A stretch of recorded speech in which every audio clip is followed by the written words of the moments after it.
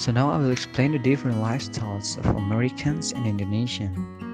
The lifestyle of Americans who uphold freedom and liberals in fact has quite strict rules, especially in the alcohol and cigarette sectors. This is different from the circulation of alcohol and cigarettes in Indonesia. The alcoholic law in America has been made since 16 January 1920, while Indonesia has only set this rule since 11 April 2014. Indonesia and America do have the same rules but requires the alcohol buyers to show their identity cards and must be at least 21 years old. This law also regulates the sale of alcoholic beverages in certain places.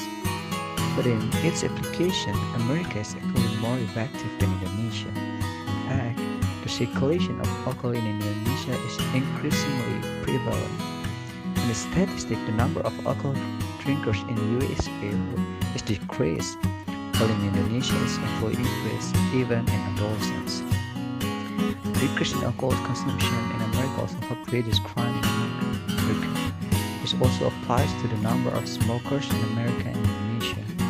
Smokers in America now only live 15% among adults. Cigarettes have been banned in America since 1993 and began to ban in restaurant bars and clubs since 2003.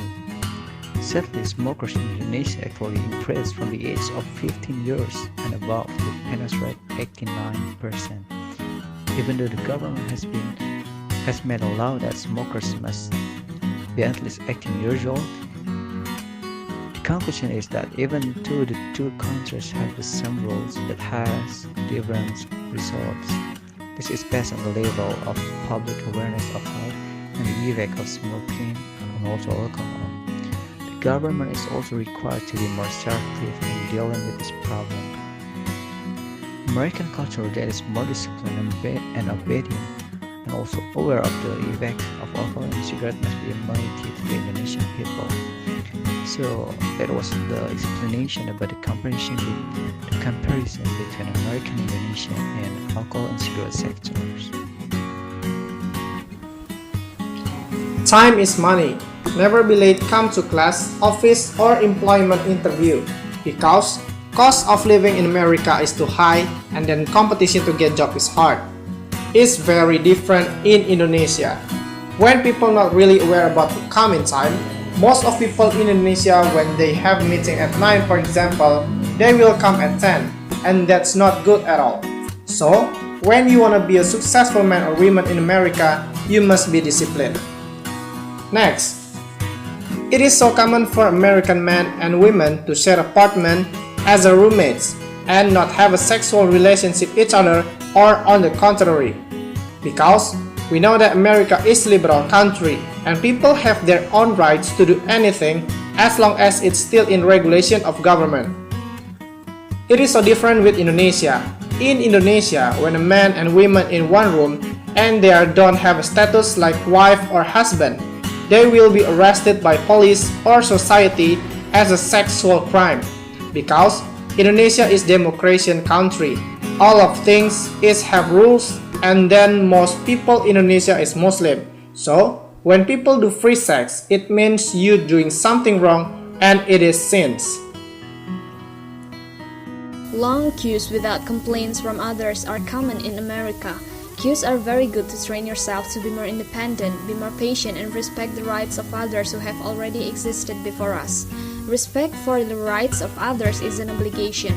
The long overnight queue is seen as a miniature social system faced with the problems of every social system, formulating its own set of informal rules to govern acts of pushing in and placekeeping, leaves of absence, and the applications of sanctions.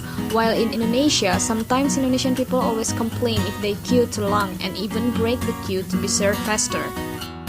Tipping can be confusing and varies, but a general rule for waiters is to tip 15 to 20% of the pre-tax bill and $2 to $5 per night for housekeeping service. Tipping expectations are tied to minimum wage levels. Waiters and other restaurant staff can earn 3 or 4 times more from tips than wages. In the United States, tipping is a well-established custom, and it would be silly to think it's not expected. This means that, at best, not tipping is rude. It may even be mean, but it is not illegal. While in Indonesia, they rarely give a tip for the waiters because they think that their salary is enough. Okay, that's all about the comparison between American culture and Indonesian culture. Hopefully for this video, who does watching this video will have positive things. Sorry if there are any mistaken, and thank you for watching. I'm Nasrul Waton. I'm Tiara Wulandari. And I'm Riefky, Fajri, Nasoba. Goodbye. Thank you.